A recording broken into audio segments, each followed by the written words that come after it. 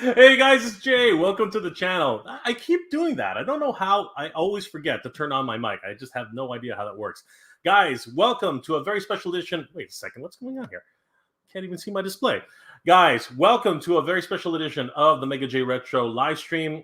Of course, my name is Jay. Welcome to the channel. Guys, I'm very excited for today's stream because it's very, as you guys know, many of you guys know about this. This topic is very, very, very near and dear to my heart. One of the most popular properties of the 1980s, one which I am absolutely tied to at the hip. I just can never escape the Masters of the Universe, a Mattel property which has been around for, oh God, now it's well over 35 years. I'm so old. But honestly, I'm super excited. Today is one of those days where I've always wanted to talk about Masters of the Universe. It's been one of my first loves. A lot of you guys know it's my absolute #1 toy property of all time. Once they started re-releasing the Masters of the Universe Origins, I just could not believe it. I literally went, as you can see, I went stir crazy. I went absolutely nuts. I started collecting everything. But one property which I really do regret getting into very, very, very late was, of course, the Masters of the Universe Classics collection. I can't believe it. I literally got in at the very tail end when Super7 picked up the license.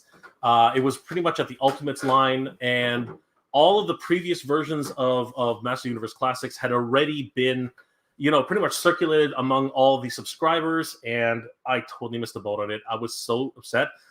I even missed out on the Castle Grayskull, which I'll never get now. I will never get that playset. But maybe, and the thing is, I've always had a lot of questions about what happened to the Master Universe. Why did it keep coming up and then disappearing? It made several resurgences in the 90s, in the 2000s. And, I've always had questions about brand and where it comes from. And, I never really had anybody to reach out to. I mean, there's Pixel Dan, who we can always talk to, but, he's not actually in the nitty gritty of it all. So I thought one day I'm going to be able to get somebody who has a deep, deep knowledge as to, the behind the scenes of what it takes to actually create this huge, huge brand, which has been with us for well over 30 years. And today we have a very special guest with us who can probably help to answer some of those questions. At least I hope so. Guys, please help me welcome my very special guest, Spector Creative's very own, Scott Neitlich. Please welcome, Scott. How are you today? Here I am, live on the internet. How are you? Oh, I'm awesome. It's Friday. It's going to be a great weekend. I got my my Hasbro Human Torch that should be delivered like any hour now. I keep getting updates from UPS. You know how we all follow along with yes. Just tracking as the ticks when it keeps giving those updates. Just absolutely insane. Yep. So is it the human version of the Human Torch, the one with the 4 on it? Yep. Yeah. The Hasbro Pulse exclusive. Excellent. I have been waiting for like a 90s version of the Fantastic Four in Marvel Legends for like 20 years. Yes. Because they look so good. I found a couple of them at Toys R Us the other day, and I have to say, the Human Torch version, the human version of the Human Torch, to me looks much, much better. The Flame On version, I can't see his face. You know what I mean? Like, there's just so many details which are lost. So I'm gonna probably pick the same one that you're picking up. Hopefully they don't sell out anytime soon. Yep, I got both. I was like, I'm going all in here. So, yep, I got Flame On, Flame Off. So, excellent. Flaming. Did you receive the invisible the clear version of the Invisible one yet? I did. I actually didn't order her. Okay. Because I know it's like we're all picky. I didn't like the face sculpt. Oh yeah. I thought that the face sculpt was more like 1960s. And what I actually did on my shelf was I swapped the heads. I had the Walgreens set from a few years ago. I saw that on your Twitter account. You were asking, does anybody else feel that that's the right thing to do, right? Yeah, and I kind of wonder if that was done on purpose because the heads swapped very easily. So the new head looks way better on the 1960s outfit, and the head that came on the 1960s one from Walmart or Walgreens looks so much better on the modern one. Absolutely. And the same with the Human Torches. So yeah, like it's great to like have two sets of them, 1960s and 1990s, and the version I want. And, I had to swap heads around a little bit, but that's what we do. And yeah, I'm a happy camper because that's definitely been like on my list for 20 years. That's so great. Wow. Just amazing. Again, it's one of these things, and this is what we're talking about, though. And we're going to get into that portion of it because retro is back in. Every major property of the 1980s seems to have had this massive resurgence right now, and they're selling like hotcakes. Master of the Universe, of course, is right there, helping to lead the pack. And this is one of the reasons why I wanted you on, because honestly, I want to ask, what do you think is actually leading this retro resurgence? Whether it's old school Fantastic Four, whether it's Master of the Universe, G.I. Joe coming back into the fray, all Transformers coming, going back to G1 style. What is it that's driving this retro revolution, if you will? Well, I bet it's not the response you're expecting. It's from, again, this is my opinion. I don't have, but my opinion is that it is because studios and toy companies are very, I don't want to say afraid, but maybe concerned would be the better word, of trying something new. Most toy lines fail. And those that do well go maybe 1 year, 2 years. For a toy line to go, MOTU Classics 10 years, the modern Star Wars line is going on like 30 years, even though it's changed names from Power of the Force 2 to Saga Collection to whatever it's called, Vintage Collection now. Those are absolute bell curve extremes. Most toy lines either make it 1 or 2 years or go up in flames and just don't make it. So it's much easier to bet on, He-Man 5.0 or Star Wars, 18.0 or, transform, like basically go to a proven property and hope that the nostalgia for adults and the fact that it obviously worked as a toy line at some point in time, back in the 80s, the 90s, that will carry forward. That's, more or less why we see so much of this, is because the idea of, instead of doing that, creating something all new, like, where's the next He-Man? Where's the next Star Wars? The next, X-Men or whatever. It's much easier to just go back to what works and hope it works again. Ooh, I lost your audio. Sorry about that. That makes so much sense. But so, unfortunately, it's not a case of these companies saying, you know what, this property did so well and the fans would love it if we brought it back. It's actually more of a business decision, as it always is with these properties and these IPs, unfortunately. Yeah, and that's kind of the core of the whole adult collector market, is that you heard me going off on the Fantastic Four figures when we started. We're so emotionally attached to this hobby and to getting these figures. You can see behind me, I have 1 or 2 toys.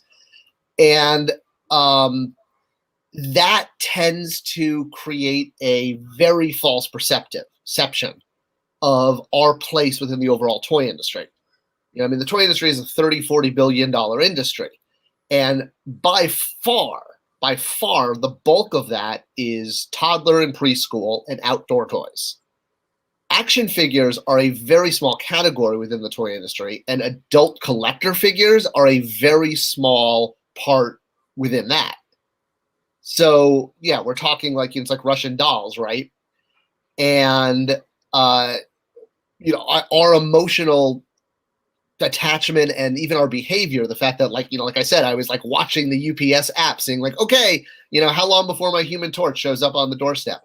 And I know, on Matty Collector, people did that with the He-Man toys. And, we go to these toy aisles weekly, if not daily, if not hourly.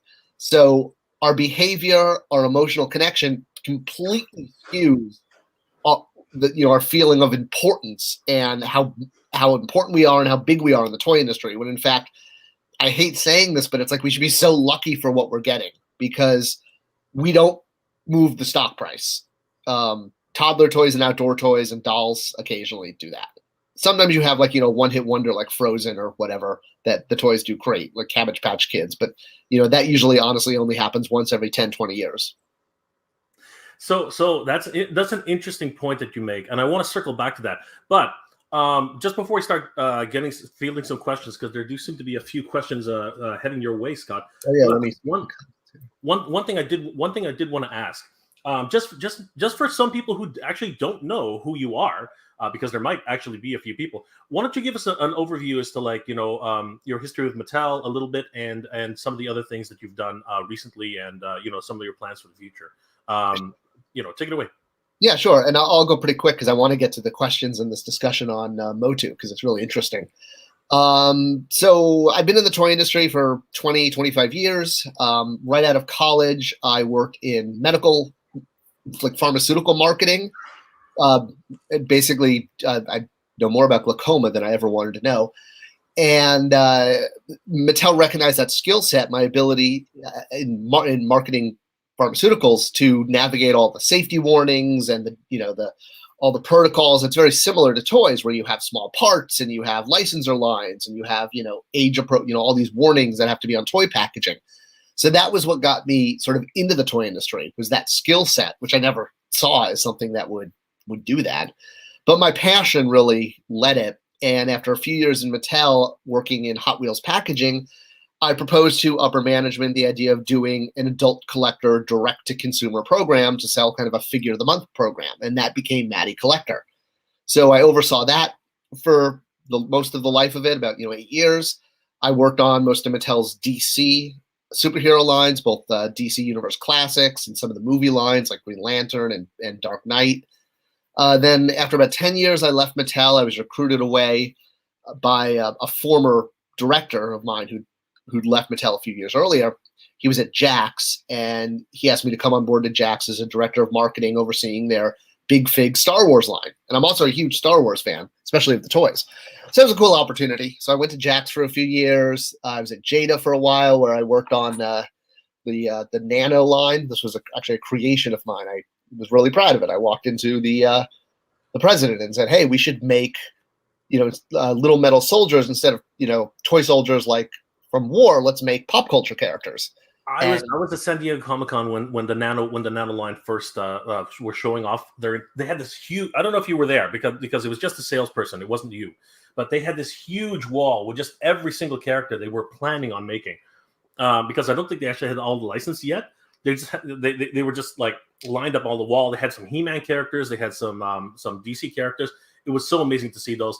And the reason I got so attracted to it was because the Star Wars had released a small set of metal figs with their Death Star playset like years ago. It was like back in the 70s, and my parents had bought it for me one year, and I thought it was just absolutely amazing. So keep going. Yeah, that was your baby, eh? That was incredible. Yeah, you mean whoops? I just hold on. There we go. Shrink. Yeah, you mean these guys? Yes, that's them. Oh, so I brought these in to the president. These are my actual toy figures, and I brought these in to the president of Jax and put them on his desk, and said we should do this. So yes, you're not at all off the map thinking there's a correlation between them. Crazy. Because yes, they had the trash compactor portion, the swing part. And those were great. I have a few left, but they're like all the paint's chipped off. You know what I mean? Like Luke's nose is completely like gone. It's just crazy.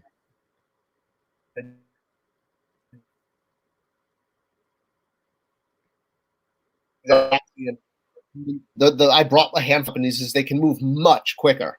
It's kind of like a small toy company is like a speedboat versus a Mattel or Hasbro is like an aircraft carrier. It takes a lot longer to turn that around. And Jada moved super quick, and they locked in the price, and we got them out for 99 cents and had an end cap at Walmart to launch it. And it was the hardest part about leaving Jada was I really loved working on that line, but it was an hour-and-a-half commute each way. And that just became really difficult for my family. So that's why I wound up leaving Jada, and then I worked for Loot Crate for a while, and then Entertainment Earth, and then now we left California, just got very cost of living. I mean, I think anyone who's been paying attention to the news knows, what's going on in California. It's not exactly a place to raise kids these days. So we found a beautiful town, Greensboro, North Carolina, vacationed here, loved it, moved here 6 months later. And I started up a company, Spector Creative, which I now consult for individuals and toy companies, not always toys. I do all sorts of consumer products. I have a client that does Afghans. I have another client, avocadoshair.com, that does beauty product. And I do everything from setting up websites to helping them develop product, prototypes, getting it to market, people who have ideas for toys but need help getting to that next step. How do you produce it? How do you get it into Target and Walmart or Amazon? That's what I help people do. So you can find me on spectorcreative.com. And then, of course, I have my YouTube channel, Spector Creative, where every day I answer fan comment questions about the industry and do videos about, tooling and the history of toy lines and all sorts of stuff. And it's done really well. So I'm hoping to get 30,000 subscribers by the end of the year. We're close. So if you haven't subscribed, subscribe. It helps the channel. Guys, please do check out Spector Creative on YouTube. It's a wonderful channel, very, very informative. Honestly, it gives a huge insight into the toy industry. But not only that, Scott covers a lot of commentary on where the toy industry is heading. A lot of our favorite brands, which he was involved with, and of course the ones that he loves too. Guys, definitely go give Spector Creative a follow. You won't regret it. So Scott, let's take a break and let's say hi to a few people in the chat. Hi, chat. Hi, Altedna's channel. Good to see you. Ghostbusters Lester Division. Hey, Scott. Hey, Jay and Scott. Comment. Snell World. Hey, Jay, are still missing the AntiHeMan characters from a while back? You did the anti-attorney. Did you do the anti-attorney He-Man stuff back in the day, Scott? The one in Classics? Yes. Yes and no. Okay. So that was one of those figures that fell into that blurry time after I left Mattel, but I still worked on a lot of those toys from a development standpoint because it takes 2-3 years to get to market. Originally, I think Anti-Attorney He-Man was either going to be a convention exclusive, or I don't know what, I can't remember what, but they made it a chase figure like this guy, Hordak, the popsicle Hordak, where he just would show up randomly online. And actually, I just did a video a few weeks ago about that figure and the difficulty in getting management to approve it. It was quite a challenge. So, but I really wanted to do something for the German fan base because there was the #2 customer base outside the U.S. There are a huge number of German He-Man fans. And so I've been trying to actually get that figure in the line for quite a while. And it's amazing how now, while there was so much resistance to doing it, now it's become like a go-to deco swap, because anytime you have a figure that's just literally a deco swap, it's super easy to do. So it's become one of the standard. I mean, look, Mattel's already put him in the minis and in Origins. And that makes me laugh because it's like they were so against doing it when I first brought it up. It's just one of those things. Once something becomes, a success, especially if it's a chase figure, all of a sudden, the dollars start rolling in, and I guess the upper management was like, oh yeah, maybe that was a good idea, right? And I'm just looking to see if I have it right here so I can hold it. Oh, I do. There we go. There we go. There he is. There he is. So, yep. Yeah. You were a subscriber. Obviously, you were a subscriber, and you were able to pick or did they just keep as a complimentary? Did they send them to you for the rest of the? They were supposed to, but then a new director came in and they cut me off. So I had to actually call. Unfortunately, I knew the guy, the head of Digital River, because we spoke. I mean, we were doing business together. So I called him, and he let me purchase a subscription, even though obviously it was well past the deadline. But he actually, I remember he went to Mattel and was like, "That's not right." He even said, I'm going to call them and be like, "Can I just reinstate it?" And then he emails me back, like, "They said we can't reinstate it. I'm so sorry." I was like, "Really, guys? You can't keep my sub go?" Well, whatever. So, the bottom line is the bottom line at the end of the day. Joe's Multiverse says, "Hey Jay, hey Joe's Multiverse, good to see you, my friend. Ghostbusters UK says, hey, Jay and Scott again. Okay. So Melvin Santos is asking, do you think Revelations is getting a part 3? What do you think, Scott? I'd have to say no, based on what I know about. I mean, part 2 didn't even break the top 10 on Netflix versus part 1, and we all know about the fan reaction. I liked part 1 better than part 2. But I mean, I get why. I mean, the issues with it were really coming from not the show, but the marketing. The show was marketed as one thing, as being a sequel to Filmation, and then it turned out to not be that at all. If anything was going to have a future for MOTU, it would be the CGI show for kids. I think that Revelation caused too much anger with the fan base for them to keep it going. I could be wrong. I could be totally wrong. I mean, Mattel's going to basically do everything it can to pump out as much MOTU content and figures between now and 2023 as they can. And I think, that's basically why they took the license back from Super7 was, someone somewhere said, hey, we actually have access to, this major He-Man brand, but we only, there's a ticking clock. So, I mean, there's more He-Man toys at retail than there's ever been in the history of ever.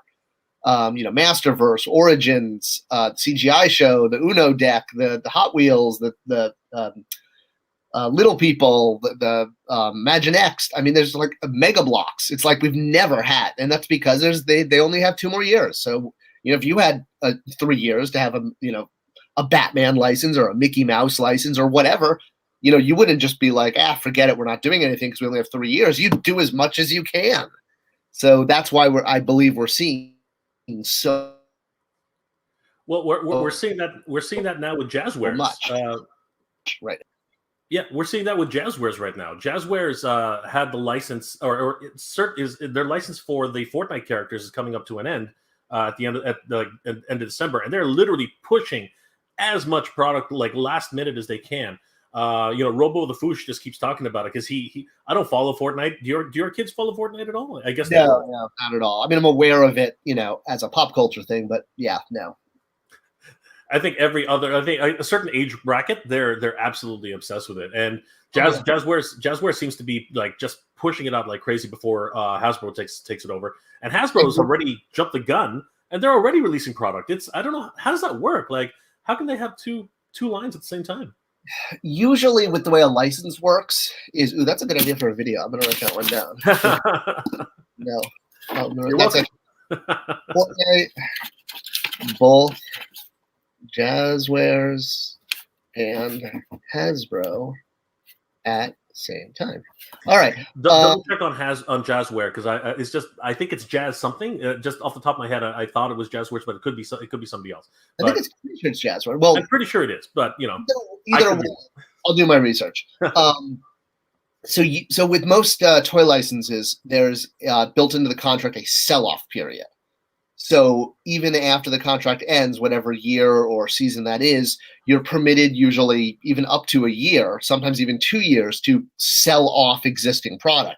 So by making all this product at the end, they've given themselves more inventory and more characters to release. And I'm sure, since most contracts are like this, they have a window to continue to release it, even with the license being with another company. And that's pretty standard.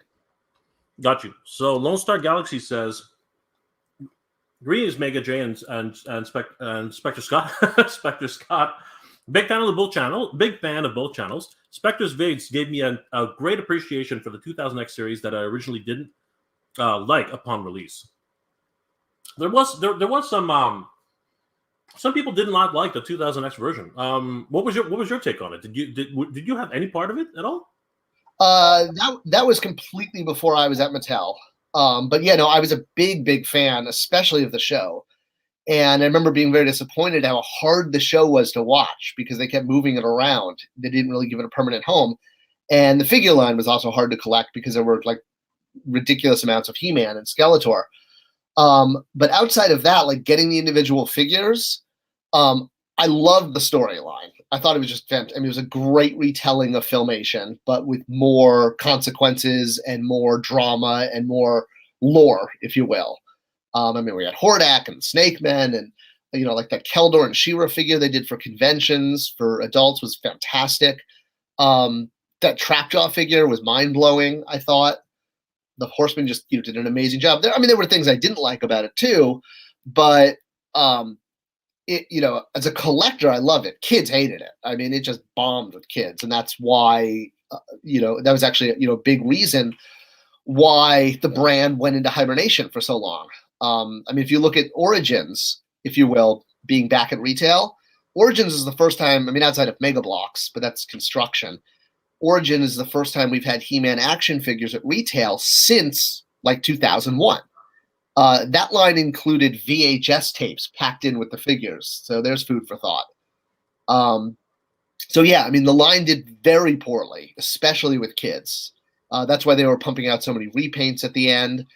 And it did great with collectors, but collectors just aren't enough to support a line. And that's going to be an important thing, actually, when we talk about what's going on with the current lines. You need kids if a line's going to survive at retail.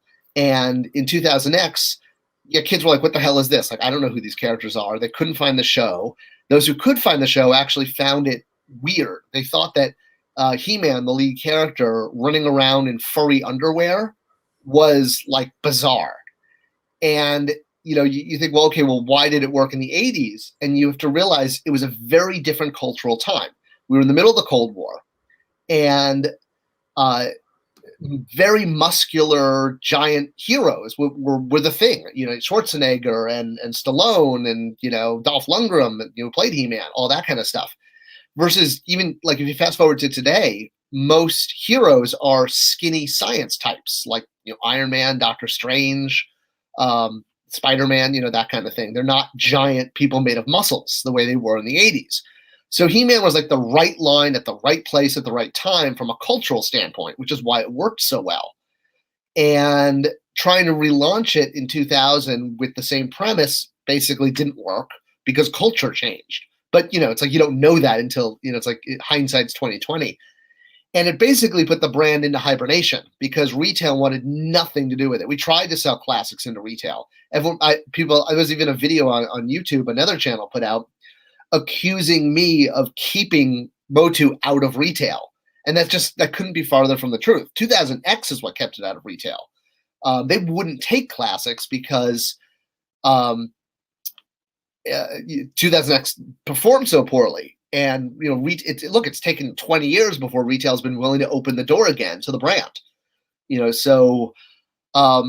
Then that was actually why I was able to do so much with classics, is because since it was a sort of a black sheep brand at the time, no one wanted any part of it. New Adventures had bombed. Before that, the original line had actually at the end bombed. It went from being $1 billion brand to going on clearance for various reasons. We can go into that if you feel like it. But it was basically considered a thrice failed toy line brand by the time I came along. The 87 line died, New Adventures died, and now 2000X died. So it was like nobody wanted anything to do with He-Man except me. And I was like, let's do it for your adult collectors, because that's the only demographic that really got into 2000X, i.e. the Keldor and She-Ra figures. And the only way to do that was to do it online because retail wanted nothing to do with it. But by doing it online, it freed us up because we weren't dependent on retail. We could do anything we wanted. As long as we had subscriptions, which is why I was always nagging people and begging them to subscribe, because essentially the subscribers just replaced the retail buyer in the toy selling established process. When Toy Fair happens and toy companies, your Hasbros, your Mattels, your Jazzwares, are meeting with toy buyers from Target, Toys R Us, Walmart, Meijer, etc. They basically show off one wave of product, and from that one wave, retail will say, "Okay, I'm going to order a year's worth of product. You're telling me you're going to refresh it with waves every 3 months or 2 months. Great, I'll sign on for 200,000 units or 600,000 units or whatever." So what we essentially did was replace the retailer with the subscriber in the existing sales system. And just like retailers would get to see one wave of figures and order a year, subscribers got to see the first 4 or 5 months worth of figures of, oh, hey, I know Nicholas Dickens from my comment section. Got to see the first few, like the first 5 or 6 figures of the year, the monthly figures, and had to order an entire year based on that. So it was using the same existing roadmap for sales, but just replacing retailers with subscribers. And because of that, because the subscribers did come to the table year after year, we got to do amazing things like Castle Grayskull and all these figures. I mean, like, God, I mean, they're just amazing. I mean, like we couldn't have done all these figures if it wasn't for subscribers. So I was so grateful to have them. And sorry, you're on mute. You're making me jealous, Scott. You're making me jealous. I can't believe I know. I was knee deep into my career at the time. Again, it was a little time where you and this is the thing about this retro resurgence, right? There's a time where you grow up. There's a time where you grow up and you start thinking about your career. You start thinking about money. You start thinking about getting a house. You start thinking about getting a car. The other things like sort of take a back step. I was watching anime at the time, like religiously, and I wouldn't collect any anime figures because they were so stupidly expensive. But sometime, when my career started getting, peaking, and I was getting the right salary, I was doing the things that I wanted to do. Then all of a sudden I started, relaxing. You know what I mean? Like I started laid back, and I was like, you know what, like I want to start collecting again. And it's that collector's mentality. You start that I have to have it kind of thing starts clicking. And literally around that same time, they started introducing lines that I wanted to start collecting. And it's like a trap. I'm telling you, they know what they want. They know they've got you. But then I found out about Master Universe Classics, and I was kicking myself because that's when I found out about Super 7. I found out about all these lines, and I was like, what was I doing when these lines were coming out? Can I get any of these things now? And of course, you can only go to conventions, the secondary market, eBay. Have you seen, like, Scott, have you seen the price of a Classics He-Man right now? It is just stupid. I don't know if you've seen it yet. It's like I keep actually meaning to spend some time on eBay checking it out because I hear that in the comment section all the time. I don't know. What do they? Don't. You will actually have a thought about selling your collection if you really think of it. Seriously. No. They're not going anywhere. I'm just saying. And certain figures right now are $200 to $300. Certain figures, like it's absolute the asking price. I don't know what the actual selling price is, but certain figures are asking $200 to $300 in some cases. Like it's just stupid. It's just ridiculous. And, I think a big part of that is even like looking at the figures that are available now. Origins and Masterverse. Classics was all about creating like the definitive version. Or it was like the Horseman had a phrase for it. It was like a perfect version of the figures we had as a kid. I mean, like, okay, I don't think I have a Classic Scareglow around, but here's Origin Scareglow. This is more of an homage to the classic, the vintage line. They've just given, the same character more articulation, which is cool. I think it's a great approach. With Classics, grabbing the figure here. All right, King Grayskull. What this was sort of a ultimate imagining of what MOTU would be like if they were basically like Marvel Legends scale and basically standard 6-inch. And wow, his thing got dirty. So what happens? I've got my figures like in a bin. I know it's like these $300 figures, and I throw them around. If you weren't a toy lover, it wouldn't be like that. Yeah. if you weren't a toy lover, they would be unboxed. Sorry, they would be boxed, and you'd keep them in storage, which would be terrible. Okay, here's the dirty secret. Let's see if I can aim this down. I don't know if I can. Okay, so I have like my box of MOTU Classics that I just keep by my desk. Glorious. And those are all what? Glorious. I said glorious. Those are all duplicates.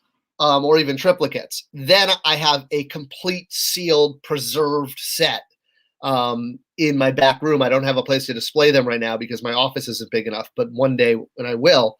I have my mint condition set, and any figure that has 2 heads, I have 2 figures, so I can, I don't just like swap the heads. Like I have like Cobra Khan. I have 2 Cobra Khans, or Battle Armor He-Man. I have 3 of him, so I can display him with all 3 armor pieces. So yeah, no, I have an ultimate set for myself.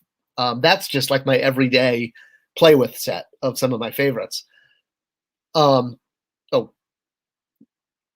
I keep doing that. I just don't want to interrupt you. I keep no, saying, that's fine. yeah, I keep saying it. It's the collector mentality. One to play with, one to keep, and one for later. Like if people can do it, that's how they do it, right? It is. It's true. Yeah. Like people don't understand. Like the normal people, the normies, they don't get it. They just don't understand. Like my roommate, he honestly, Core is very patient with me. He seriously is. Like I've basically taken over 3 rooms in this house, and honestly, he really is very patient, and I do appreciate that.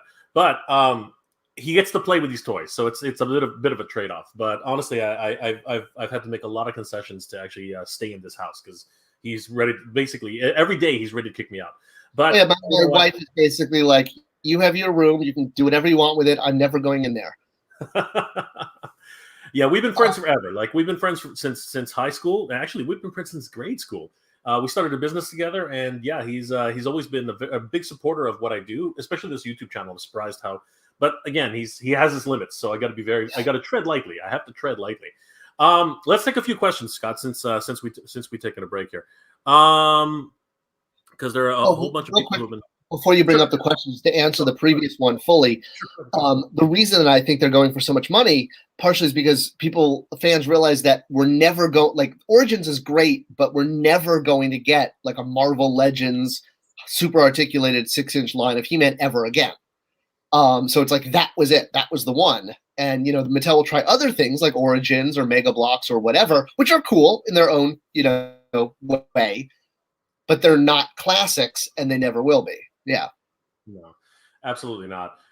Did you have any involvement? Sorry, we're going to get to a question quickly. Did you have any involvement with the Filmation line, or was that after your time? No, that was completely me. Okay. It was basically my way of like the main A-list characters sold like infinitely better than the obscure characters. So I wanted to find a way to refresh all of the main characters, and that was a way to do it.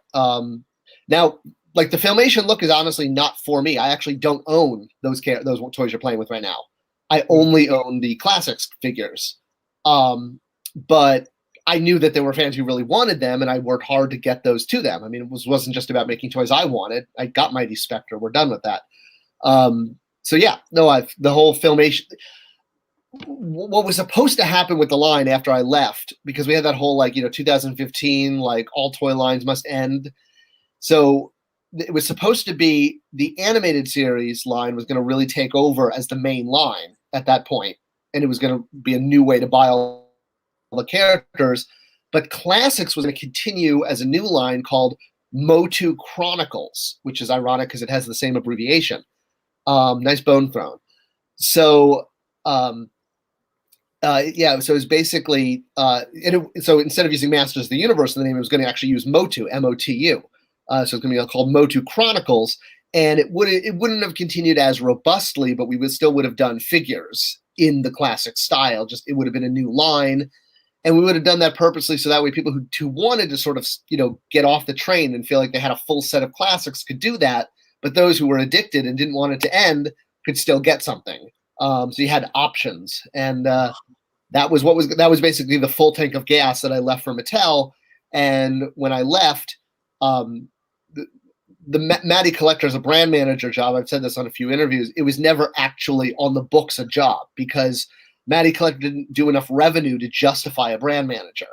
A Mattel brand manager has to oversee X amount of revenue. Let's just call it $100,000 or $2 million or whatever. I don't remember the amount. And Matty Collector was like tiny. It was like it was not enough to justify hiring someone full time to run it. So I ran it in addition to running all the DC lines, which was my actual job. Once I left, it triggered for them to hire someone to take over the DC lines, or actually at that time I was on Hot Wheels Star Wars. But Matty Collector, because it was never a job in the system, when I left, there was no trigger to hire someone to replace me, and that's part of why it sort of fell apart. Got you. Okay, so let's take a couple questions then.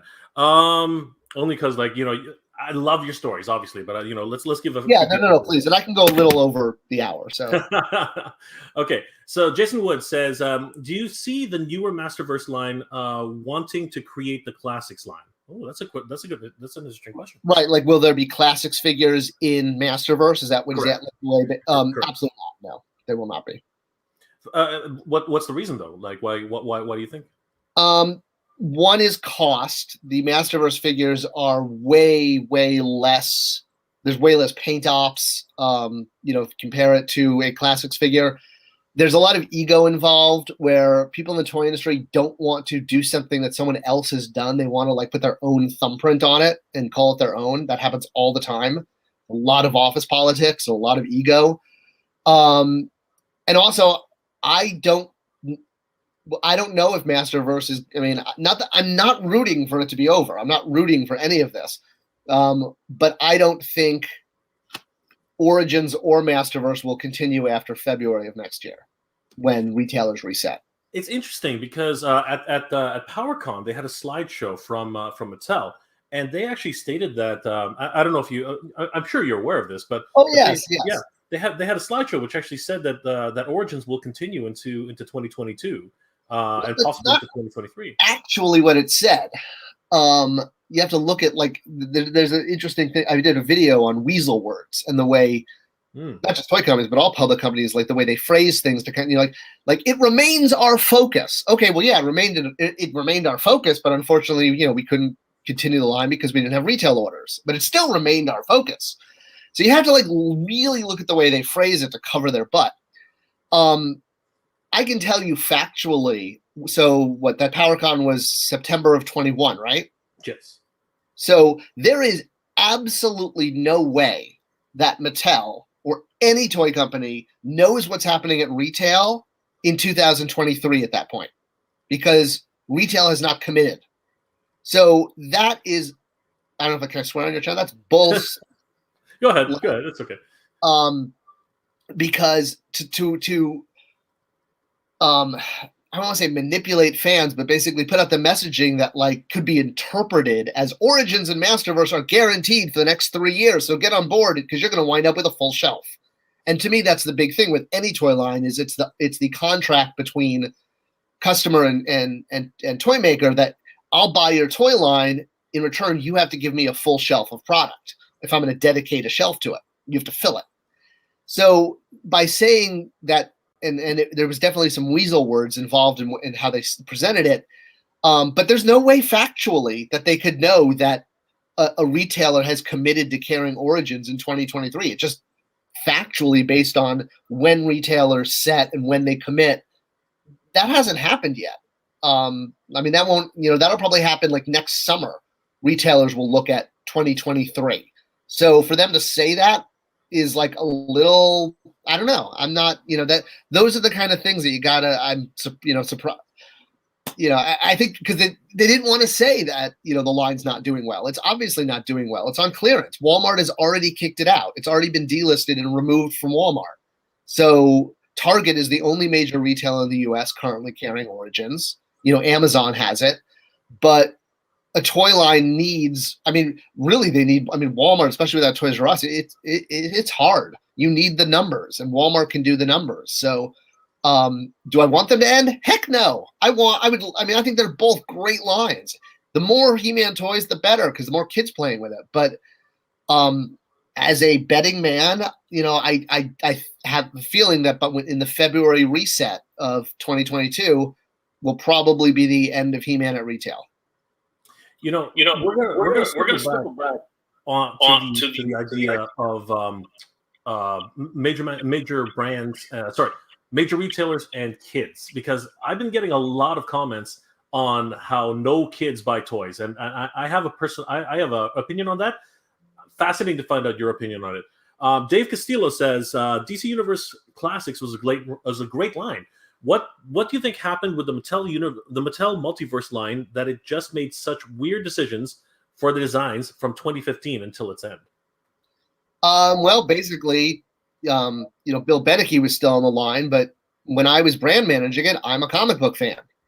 I had a vision. I'm not trying to put myself on a pedestal, but there's the difference between someone who acted like I would have been collecting that line, buying it the way I buy Marvel Legends had I not been running it, just like I would have been buying, Masters of the Universe Classics had I not been running it and getting free samples. Fringe benefit, what can you say? So, yeah, like when you don't have someone like a David Vonner or Bobby Vallo or Bill Beneke, the people that really know the brand running it, that's exactly what happens is the line starts doing weird stuff because I said this actually on a podcast even just yesterday.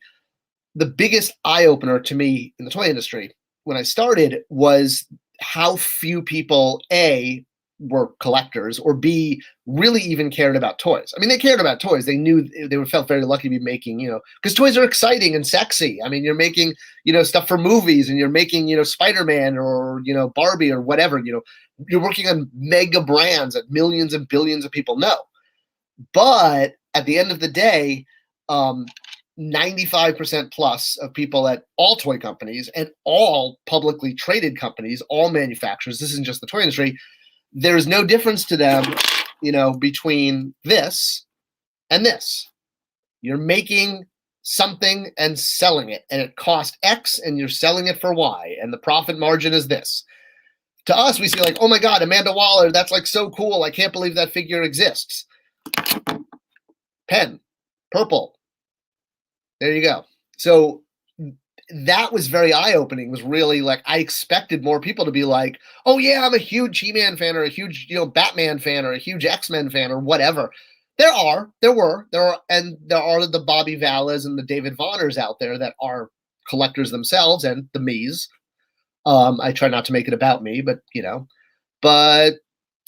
unless you have a collector running a line, you're gonna get like it's gonna be kind of weird and hokey.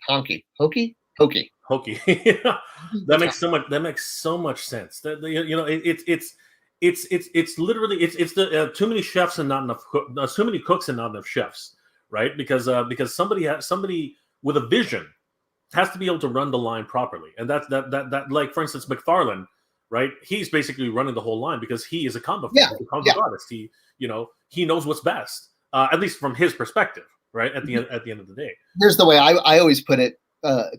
Turning your phrase, too many suits, not enough Geppettos.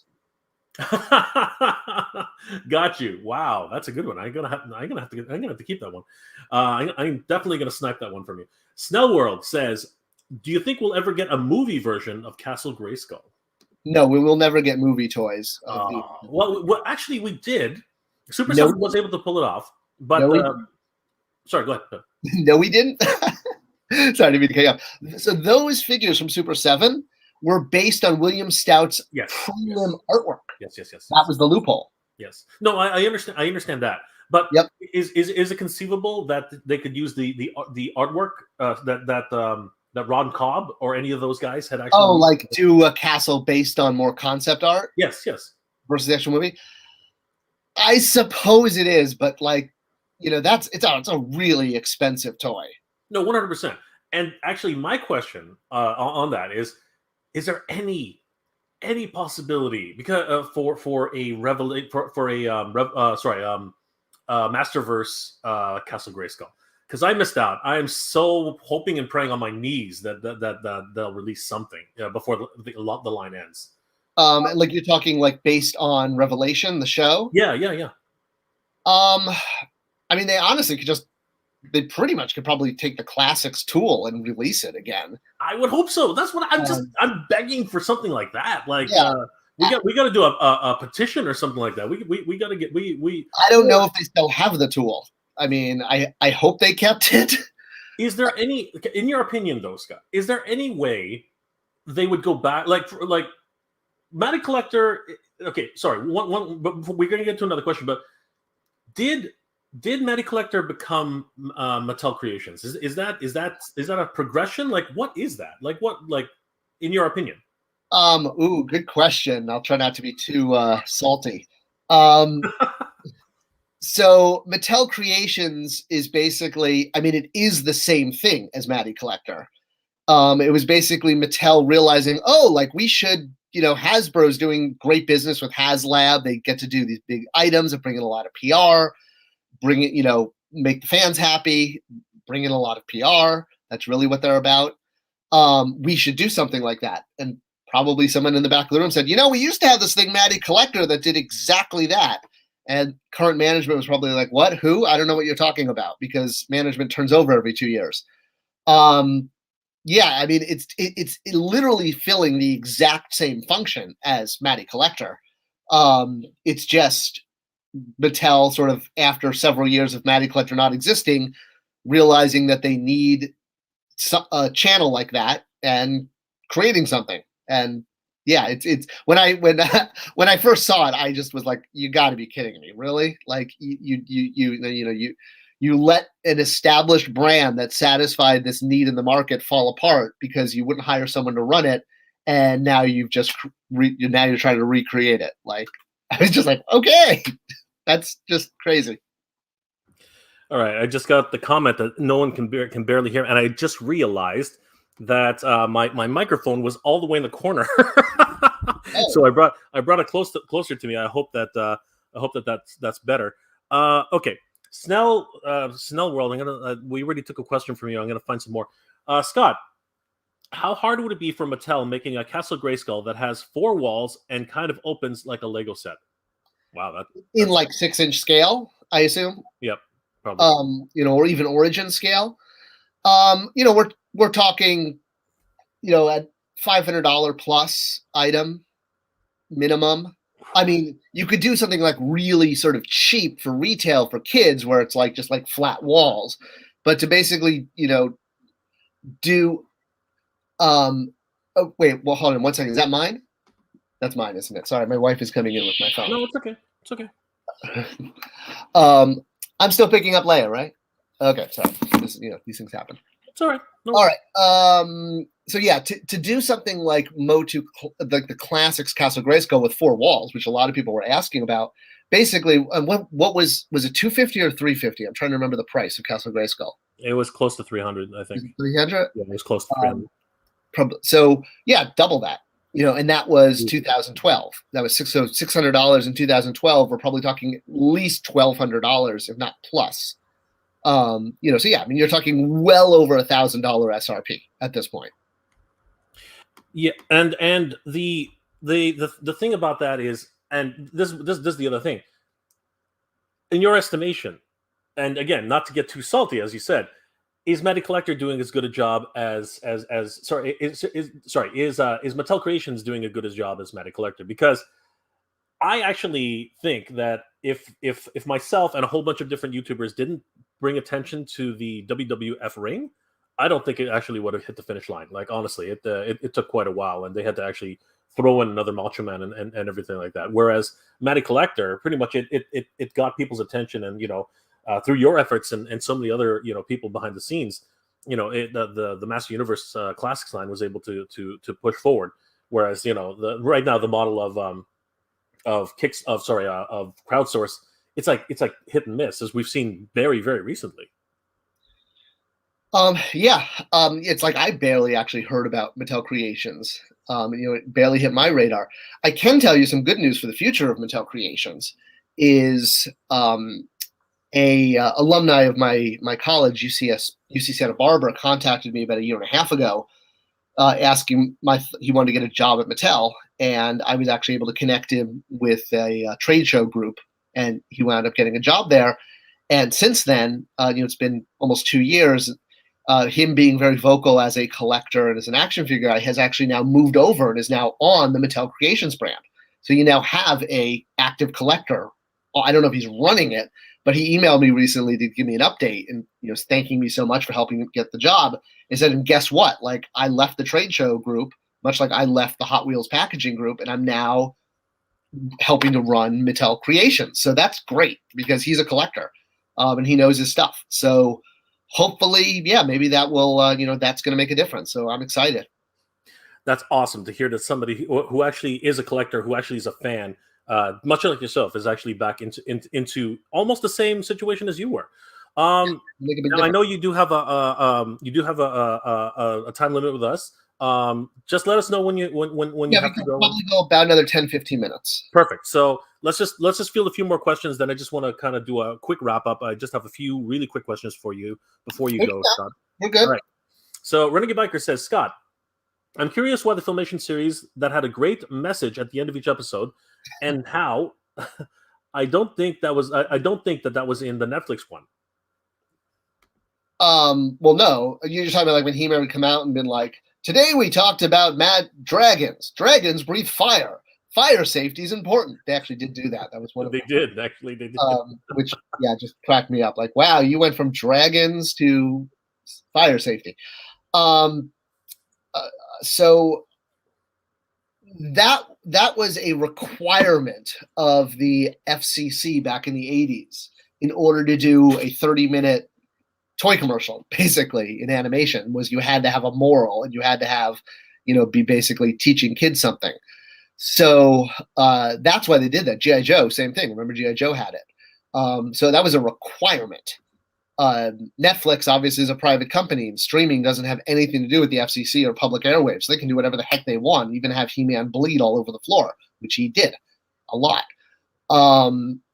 So yeah, I mean, that's why I wasn't in the net. And also because the Netflix show can't be related to the Filmation show, because the Filmation show is owned by Universal, not Mattel, through a series of acquisitions: Hallmark Entertainment Rights, Classic Media, DreamWorks, Universal. There's a video on my channel explaining it all. But yeah, essentially, that's why it was so odd that it was advertised as a sequel to Filmation, because legally it can't be. So yeah, they weren't going to do anything that was like a direct Filmation reference. But I also think that the PSA, yes, wonderful things, right? Whether it's G.I. Joe, whether it's Master Universe, whether it's Thundercats, the PSA is aimed for kids. This show was specifically aimed towards adults. Like, it's one of the first times any 80s property has actually well, actually no, I think G.I. Joe did something with G.I. Joe. So some of the one of the G.I. Joe anime lines as well. But yeah, it's seeming more and more that people that companies are starting to that IPs are now thinking, okay, you know what? Maybe we'll do a adult version. And I think we have to thank you for that in a lot of ways, because you seem to be one of the first people, the progenitors of actually doing. You and McFarlane, actually, now that I think about it, are aiming toys and properties, IPs, towards that type of adult market. It seems that way. I'll take the credit, but it was obviously a passion. But yeah, I mean, is your question then like, why didn't they do the PSAs? I think that was his question. Why did they not do the PSAs? Yeah, I mean, I think it would have been interpreted as too much of a Filmation reference, which they legally couldn't do. Universal would sue the hell out of them. Absolutely. That makes well. Again, I have no idea about that, but I still think it's kind of hokey to be telling adults, by the way, today I got stabbed. That's not actually right. Try to avoid getting stabbed. By friends. It might have been fun. I mean, and also I think it probably would have broken the tone and manner of the show a lot. I think Kevin Smith, as well as a director, he's got that toilet humor. You know what I mean? Like you could see it. Like Fisto throughout the whole series. Like for the few scenes that I want to be able to fist him. Like the kind of in jokes, the innuendo that he was putting in there was just for adults. Have you ever seen Kevin Smith's other cartoon, the Clerks animated series? I watched one episode or so. Yeah, it's exactly that. So. They actually do that. Yeah. And I love the Clerks animated series. There's only 6 episodes, unfortunately. But yeah, in a couple of the episodes, they do like a little more, like Silent Bob and Jay come out, and there's actually an ongoing joke with Charles Barkley, who they got to do some of the voices, like who starts doing the PSA. And then like Silent Bob and Jay come out and like, we do the PSA, and they like beat up Charles Barkley for like trying to do the PSA without them. That's awesome. Mugfeld says, I just want to say, I don't care about MOTU figures. Oh, well, that's interesting. But I find the Spector Creative guy fascinating. I enjoy his videos. So I was wondering why are you watching if you're not into MOTU, why are you watching? But apparently you have a very steadfast fan here. Well, yeah, I'm fascinating, don't you? I know. I'm glad because really, a big reason there are two reasons I started the channel. One was I started in March of 2020, which for those of you who can remember back then, that was like the heart of the lockdown when like the whole country was locked down. You couldn't leave your house. There was nothing to do. And I was really bored.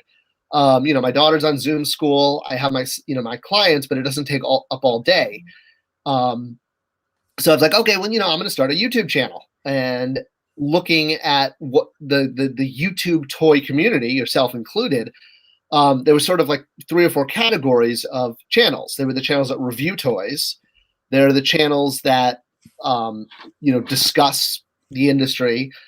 And there's channels that just bash on the industry and say how horrible it is. And most of those channels tended to have misinformation, or they had their own opinions, which they were applying as fact.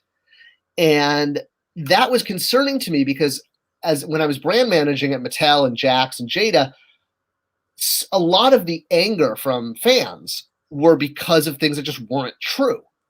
Or like putting their own interpretation on events or just things happening.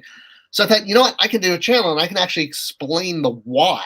I could explain what tooling is. I could explain why reissuing figures is difficult from a financial, mathematical standpoint. People are like, why don't they just, re-release, AntiHeMan? There's people who want it. There's a reason you can't do that. It's tied to minimum order quantities with factories. I made a video about this. So most of the stuff on my channel is basically, there really wasn't someone from in the toy sphere of videos who actually worked in the toy industry and could explain the why. And that was really a big thing. And I think that's what's led to why my channel is very unique. So for those of you who haven't checked it out, Spector Creative on YouTube, I have daily videos because I'm insane. I record about 30 days in advance though. So like the video I do today won't be out till January, but anyway. Honestly, you know what, Scott, your story mirrors my own. I had my channel was basically a cartoon review channel and anime review channel. And after we all got locked in our homes, I just went stir crazy, and I was still doing my videos. But I remember thinking to myself, the moment I heard that from Pixel Dan that Master Universe Origins was out, and actually no, that's actually that was in the back of my head. But the first thing I thought about was when Ghostbusters, the Kenner Ghostbusters was reissued. I said I have to get those because those were a huge nostalgia for me.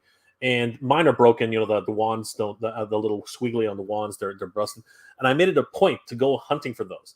And that, again, who knew it was going to do something really crazy and just become something, that now I'm loving to do, something that I love to do, just go out hunting and talking about toys. And you know what, obviously you have such a knowledge and a wealth of knowledge about the toy industry and collecting as well. It's wonderful how you can share your passions with everybody, with your channel. And once again, guys, if you haven't already, definitely head over to Spector Creative on YouTube. Go give Scott a like and a follow. He has tons of videos on the toy industry and, of course, his thoughts on. We're probably nearing 1,000. We were at like 700. We're getting close. He does daily videos, so basically, it's not surprising that he's already at that level. Only a year into it. So, guys, definitely go check it out. All right, we probably have time for like maybe 3 more questions. And I know you had specific stuff about He-Man you wanted to ask about. Yes, very quickly. Right now, and we can always by the way, we can always do this again. Like, sure. Thank you, Scott. I really appreciate that. I know today's tight for you. Right now, it looks like we've already passed a bunch, but most of the major questions, because a lot of them are just praising you, which is really great. There is one last question here, but I don't know if you want to answer it. I'll let you know. All right. Well, here we go. It's good to at least acknowledge it. Maria Lily George says, "Why did you ruin and rewrite MOTU with the stupid mighty Spector?" So when I set out to get a job at Mattel, it was all with the evil intent of how can I get myself to be in charge of He-Man, eliminate He-Man, create my own character that will then become as beloved, or even if it doesn't become beloved, who cares, because it's my character, and I'll use him to take over the brand. So I had this plan for years. I mean, it took years of plotting and planning, and it was like a chessboard, moving all the pieces around to get this to happen. Okay, so for those of you who don't know, this is Mighty Spector here. For the 30th anniversary of Masters of the Universe, which was in 2012, we wanted to do something special. And we came up with a couple of different ideas that we proposed to management. We proposed doing like really obscure figures, kind of joke figures like Chef Allen, doing like ultimate versions, doing prototype like figures based on like Vicor. There we go, there he is. Based on the prototype concepts. The one that they liked the most was the idea of doing original characters that had never been a toy before, because the original He-Man line in the 80s, when it came out, it didn't have a show. The mini comics were packed with the figures, so that basically a lot of fans, kids in the 80s, their very first interaction with Masters of the Universe was seeing them as toys first. And that's a very unique thing. It's a very unique emotional connection. I love the emotional connection between product and consumer. It's actually what my company, Spector Creative, is all about. And so with the idea of recreating this very unique emotional bond of seeing a toy as a figure before you see it in anything else, we said, okay, great. We're going to create 6 brand new figures. Well, let's reach out to 6 of the people who worked on the brand in the 80s and have them each create a figure. So I tried doing that. And as we discussed earlier, most people who work at, companies that produce things just see them as things. The guys who worked on the brand in the 80s really weren't like, they were toy fans, but they weren't like, these diehard He-Man fans. You even knew what they were just like making a toy line that they knew was selling. On top of that, there were some legal issues. There's a couple of the people that are creators that have, butted heads with Mattel over the years. There's been lawsuits, counter lawsuits. I tried reaching, I tried reaching out to as many as I could in any way I could, the ones that legal would let me. And basically, at the end of the day, none of them would do it without getting paid. And you had basically this program, these 6 figures, where you had to basically agree to make the figure for free. It was for the love of He-Man. And none of them would. So, all right, that idea was at the table. My backup plan was to reach out to comic book artists or writers. Same thing. Be able to, get Stan Lee or, whatever to create a He-Man figure. We did a Stan Lee figure, but that's a whole other story. In the end, the only person I could get to do it for free was Jeff Johns, who I'd met doing Green Lantern, the movie, and we became very good friends for like that period of time. Went to his wedding, that kind of stuff. And he was a big He-Man fan. We used to just chat He-Man for hours. And so he was like, oh my God, yeah, I'll create a He-Man fan. He wasn't looking to make money off it. It was, again, just for the thrill of doing it. Everyone else said no, or they wanted a huge amount of money. And we had no budget for doing this. Literally no budget. So I'm going back to management now for a third time saying, okay, we tried reaching out to the creators. We tried reaching out to professional artists and writers, and we can't get enough people. So management was like, stop wasting your time, Scott. This is ridiculous. Just, have the 4 Horsemen do one.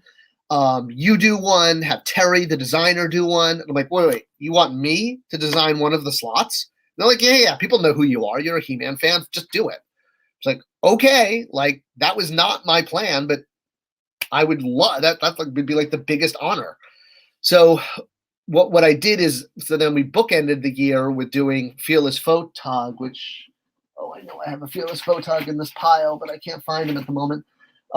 He was the figure that won the vintage Create-A-Figure contest in 84, 85, but never got made. Nathan Bittner created him. So I was able to connect with Nathan Bittner, get him to sign a new contract, letting us do the figure.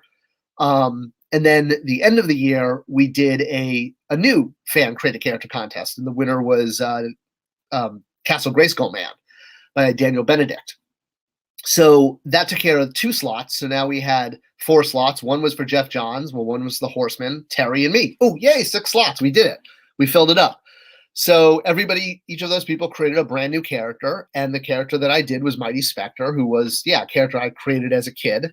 And like I was like, yeah, I want to do my superhero character that I created, and you know, I wanted to fit into Masters of the Universe. So since he was supposed to be kind of a time travel secret agent, Terry actually came up with the idea of on his arm giving him like Gwildor's cosmic key tech. So it's like a shrunk down 2.0 version of the tech that Gwildor uses for, you know, dimensional portals and stuff. And really, my only regret with Spector was I named him Heroic Master of Time Travel. And that was just the cadence of He-Man branding, you know, Master of Weapons, Master of Beasts, Master of Ocean, or whatever. By calling him Master of Time Travel, I think people thought he was more like Kang, or, you know, something where he was like this guy who manipulated time. And I wish I just called him Heroic Time Traveling Spy. Because that was the deal. Was the suit is like the DeLorean, the suit is the time machine, and he only gets to wear the suit because he's so loyal. He's a former palace guard, and he's so loyal to the king and queen that they let him wear the suit in order to go on officially sanctioned royal missions. So yeah, the idea that he was supposed to take over the brand is something that people who don't like me made up, because it's just not true. There's no evidence for it. If Spector was supposed to take over the brand, here's the bottom line, and I'll have to go in a moment. But if Spector was supposed to take over the brand, why hasn't he taken over the brand? Like, he's an obscure character, much like you know, Molar's a bad example, but like Chakotay, you know, it's like most people don't know who Chakotay. Yeah, I mean, we do, but you know, he's an obscure character. You know, he's not the lead. He's not even close. He's not even. I would consider him a D-list character of anything. Yeah, and also actually one of the asks from management when we were creating the new 6 characters was they wanted the 6 characters to sort of tie large areas of the lore together. And doing a time travel character worked so well because he could hang out in Preternia or King He-Man's time. And that was very deliberate because that was the ask from management was that, you know, same thing with Sir Laserlot, Jeff's character was a character that Spector brought from Preternia to King He-Man's time. That was very deliberate, answering management's request to have the new 30th anniversary characters somehow tie large amounts of lore together. So that's all. That was it. Like, it doesn't get deeper than that, and people can keep saying over and over again, but it's just not a fact. It's like saying, you know, you can say this pen is red until you're blue in the face, but it doesn't make it red. I mean, you know, so life goes on. You know, and Hulk Smash says it right. LOL, but people are so dense they will not know that he's being sarcastic. You know, like it's these things where, you know, the art of sarcasm is lost now. You know, everyone takes everything just too seriously. Thank you for sharing that anecdote. And again, your humor in the situation is you know what, it's really admirable, because honestly, anybody else would be, you know, pretty pissed off. I mean, there are people who, you know, would be just offended by the things that are happening, you know, to you know, people accusing the accusatory you know, tone that people take with it. It's just ridiculous. What are you gonna do? You know, a sarcasm detector. That's a real useful invention. Yeah, you know, these are at the end of the day, these are toys. Come on, we're having fun. Like, you know. Absolutely, and again, toys are exactly that. That's exactly what. And you know what? I know you have to go. Unfortunately, there are a few more questions came in, but we're not going to be able to get to them. First of all, before anything else, I want to thank Scott for taking some time out of his day to be with us, guys. Please, you know, if you haven't already, and please do, definitely go check out Spector Creative on YouTube. Definitely a wonderful channel. Scott's got a wealth of information to share with everybody, and of course, if you ever have any questions, you know, about Masters Universe or any other topics, Scott, I believe that you are taking topics for new videos, if I'm correct. Oh yeah, constantly, and I take screenshots from the comment section. Be like, you know, when I'm looking for I can't pronounce that, Machine Man, you know, on the, you know, comment section asks, da, da, da, da. All right, well, let's answer that. Like, that's half my videos. Let's come back. Let's do this again, and we can answer. I want to answer all the questions, so we can totally come back and do 2.0. I really appreciate that, Scott. Thank you so much. But one really quick question before you go, and because this comes up constantly, and I just have to get your opinion on it really quick before you go. I keep getting like so many people in the chat, like so many people in my chat, so many people in my live streams. You know, there's this misconception, in my opinion. I don't know 100%, but the way I look at it, toy stores, like Toys R Us here in Canada, any major brand, any major big dedicated toy stores, they have to market to kids. There's absolutely no way a toy industry can survive without kids. Everybody, like I get so many people saying no kids play with toys. Nobody plays, like the only adults collect toys. I'm like, that can't possibly be. There's a finite number of adults who would buy toys. It would not support an industry. What's your take on that, really quickly, before you go? I actually have a great video about this, I think, coming out next week. Well, there you go. Maybe we should just save it for then. But like a way of quantifying that and looking at, so definitely look out for that. Here, let me look at my channel. I'll tell you when it's going to premiere. Boom, boom, boom. But why don't you just give us a hot take, and then we can definitely take a look at. We definitely will link the video for the next time when it gets long. So it's okay. I'm like already here. I know I wanted it out before Christmas. Here we go. It's going to be on the 18th. Awesome. So at 7:50. Oh, it's a Saturday, the 18th at 7:15 p.m. All right, so you guys heard it here. You can expect a really deep dive into whether toys are marketed to kids or not, or whether that will sustain an industry or not. But the short answer is, if adult collectors were the ones supporting the toy industry or even the action figure aisle, then why aren't adult collector products sold in the electronics section behind the TVs? And that section's been shrinking by footage every month. It used to be like 20 feet, and now it's like barely 7 feet. So it's like that's the proof in the pudding. If adult collectors were a big enough at retail, product has to have a certain velocity. It has to sell a certain amount of units to justify being on shelf. So if adult collector products sold well enough to justify a peg, it would be there. It doesn't. That's why it's not. So there you go. That is the hot take from Scott Neitlich today, guys. Thank you again, Scott, for joining us. I really appreciate you taking some time out of your day to share your thoughts about Master Universe and a little bit about the industry. The next time we do this, Scott, I definitely have to pick your brain about. You just did a video. If anybody's interested, because this is the hot topic of the month, definitely go check out Scott's video on the Rancor and the Sky Striker. What happened with those two situations? I just watched the video. It was fascinating to find out more about that. And of course, I want to pick Scott's brain on the next time about that particular situation, because, again, being one of the progenitors of this type of idea of direct sales to adult collectors, I think it would be fascinating to find out your thoughts on that, Scott. Let's chat about that soon. Thank you again, Scott. So, guys, let's say goodnight to Scott. Thank you again, Scott. Have a great weekend. I hope that we can that we'll do this again soon. And guys, thank you again for joining us, Scott. Thank you so much.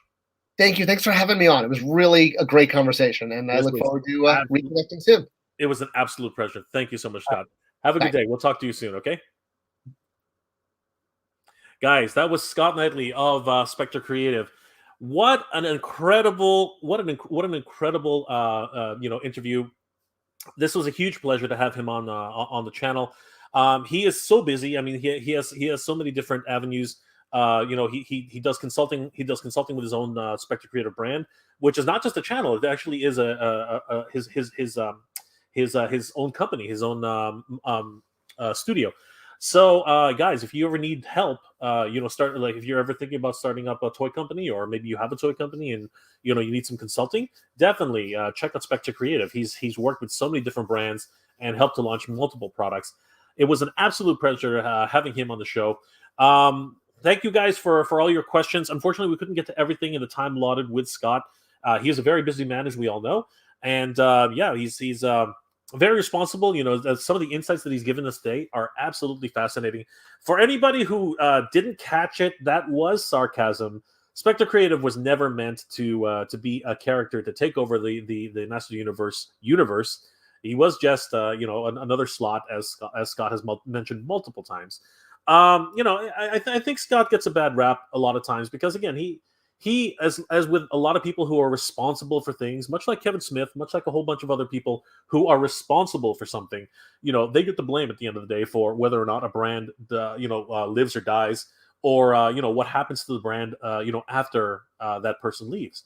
So it is interesting to actually have Scott and to be able to get his insights on these types of these types of things and everything that we ever wanted to know in terms of what happened, the history of MOTU Creator, MOTUcollector.com, how it came about. And Scott already said, he would love to come back to do another round 2, if you will. And I really hope that we can organize something, sooner rather than later. Would love to find out more about more of his thoughts on the HasLab situation and everything that's happening there. Would love to find out more about that. If you guys haven't already, please do check out Scott's Spector Creative's website first of all, as well as his YouTube channel. It is a great resource for anything toy related in terms of the toy industry and of course Masters Universe. Guys, I think you will at least appreciate the type of content that he puts out. And you know what? It's actually fascinating to look at some of the history of toys and the toy industry as a whole. Okay, so we're gonna log off pretty soon. I will take a few questions just before. I tried to I don't know if you guys noticed, but I tried to flash all of your comments on the screen because obviously, with this format, it's very, very difficult to to get to everybody's comments. But I always try to just flash everybody's comments on the screen. So let's just see if there's anything that I missed. A lot of spam, right? A lot of people are noticing that there's a lot of spam. Anybody want to see some naked girls? Yeah, that's not. Oh, the spam bots, just crazy. Been putting them on timeouts and banning them like crazy. Yes, Richard. I would have liked to find out about Scott's opinion on Mondo figures. I think Mondo is myself. If you want my opinion, I think Mondo is fascinating. I think that they're amazing. I think they're really overpriced, in my opinion. Okay, they're wonderful figures. I think they look great. But if I could afford them, oh my God, that Battle Cat looks insane. I'm really excited for that Battle Cat. Might be the first Mondo I go in on, and it's probably going to be like $400. Oh, crazy. And then I have to buy He-Man, right? I have to buy He-Man, which is impossible because he's gone. I hope they come in a 2-pack. Lone Star Galaxy. If any one of us were in charge of a toy line, wouldn't we want our own ideas/creations immortalized in plastic? Appreciate your good sense of humor about all the hate. That's awesome. Thank you, Lone Star Galaxy. Yes. Scott's a great great guy. He really does take everything with a great of salt and really with a good sense of humor. Studio Hench, thanks for the discussion, Scott and Jay. I always enjoy listening to you both. Thank you, Studio Hench. I really appreciate you being here. Machine Man gives a thumbs up. Jason Wood says thank you to both Jay and Scott. Greg Martinez, when we Gen X die, the toy and comic book industry will die. I don't think that's true, Greg. As Scott highlighted, the toy aisles would not exist without kids. Toys are made for kids, and it's what I've always been expressing as well. Toys R Us, dedicated toy stores, places like that, they need kids. And whenever I go to a Toys R Us, it's full of kids. That's what it needs to be. And as a former toy executive, the mandate has always been the same. We have the toy executives say we have to find out the next biggest kid fascination for 2021, and that's what happens at Christmas. The newest Tickle Me Elmo, the newest LOL Surprise, newest whatever. Those are marketed to kids. You don't see any adults buying those things. I don't buy those things. So yeah, it is what it is. Now the age demographic might have shifted a bit, right? Tweens are definitely not buying toys or anything between maybe kids 9 through 14 or 13 or 12, 9 through 12. Yeah, maybe that's the demographic. Maybe kids 9 through 12 are sort of like weaning. You know what I mean? Maybe that's where the peak hits and they don't buy toys anymore. But kids are the main market for toy companies. Absolutely 100%. Pedro Lopez, thank you so much. Thank you, Pedro Lopez. Good to see you in the chat. Thank you so much. Lone Star Galaxy, thanks, Mega J and Scott. Fun time talking toys. Absolutely. Studio Henge. Scott does a daily video and has them ready a month in advance. Damn, I admire the level of organization. So do I. He like whenever I invite guests, I kind of like remember in my head, yeah, it's 1 o'clock, it's this and that. Nah, Scott sent me an invite. He had a Zoom link just in case something happened. He had everything lined up. He's the consummate professional, 100%. Scott, Greg, whatever you do, whenever you do, whenever you do, don't never invite. Oh, that's not true. Michael's a good guy. You know what? Seriously, guys, honestly, Michael's a good guy. Obviously, he's had his differences with Scott, but they got on to a stream together. It was actually quite pleasant. I really encourage you guys to head over to Geek Dad Life and take a look at the Scott Neitlich and Retro Blasting. Sorry, the Spector Creative Retro Blasting discussion. I think you guys will find it fascinating. Honestly, it was not nearly as the way you would normally imagine something like that to be, where it would be like shouting match or anything like that. It was nothing like that at all. Honestly, it was two adults having a discussion, a debate, and honestly, it actually turned out really, really well. I think Greg. No, if Michael French ever wants to come on the channel, he is absolutely welcome. And of course, I would love to be on. I would love to have a few minutes discussing things with Michael. There's no animosity here. There shouldn't be. We're all adults. We're all adults, and we should all have that time to be able and be grown up enough to actually have discussions with each other. Seriously, there should be no reason why anyone should not be on anyone's channel. Truthfully. Richard Haynes, thanks a lot, Jay. Great video. Thank you, Richard. Thank you for being here. I really appreciate it. Thank you for all your support. Bayushi Gemma, Toys R Us coming to New Jersey. The comeback has begun. Yes. If anybody hasn't seen that video that I did about the flagship Toys R Us returning to New Jersey, the America Dream Mall, guys, definitely check it out. It is fascinating. It's fascinating. Bayushi Gemma, please, if you're in the area and you are actually going to be at the grand opening, please take some video.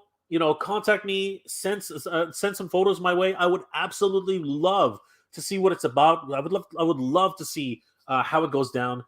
Please, if you're able to, check me out on my Instagram, MegaJ Retro on Instagram. Please let me know how it went. I would be absolutely grateful if you sent me some video and some photos. That would be excellent. Renegade Biker, Jay, I am now at 101 subscribers on my channel. To me, this is a milestone since I started the channel on July 25th, 2007. Congratulations, Renegade Biker 24.